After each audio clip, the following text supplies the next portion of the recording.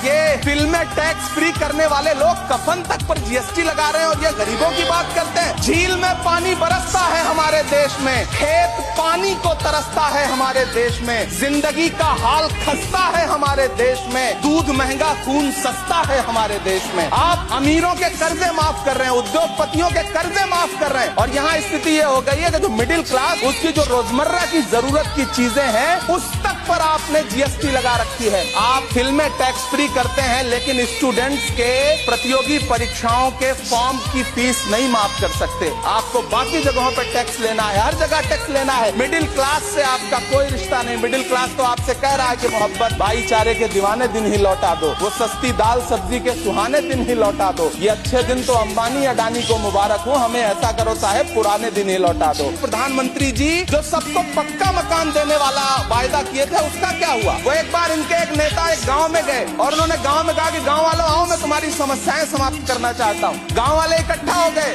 नेताजी ने गांव वालों से कहा बताओ तुम्हारी दो समस्याएं बताओ, मैं दोनों समस्याओं का यहीं पे समाधान करूंगा। तो गांव वालों ने कहा साहब हमारी पहली समस्या है कि हमारे यहाँ कोई हॉस्पिटल नहीं है। तो नेताजी ने मोबाइल निकाला, कहीं फोन मिलाया और मिला के फोन पे पता नहीं क्या कुछ कहा कि यहाँ गाँव में हॉस्पिटल नहीं है, हॉस्पिटल तुरंत यहाँ हॉस्पिटल चाहिए। गाँव वाले खुश हो गए कि 1 मिनट में यहाँ हॉस्पिटल आ रहा है। अगली समस्या के बारे में उन्होंने नेताजी ने गांव वालों से कहा कि मैंने आपकी पहली समस्या समाप्त कर दी, दूसरी समस्या बताओ। तो गांव वालों ने कहा साहब इस गांव में कोई भी मोबाइल का नेटवर्क ही नहीं है। ये है इनके काम करने का तरीका, ये है झूठ बोलने का तरीका।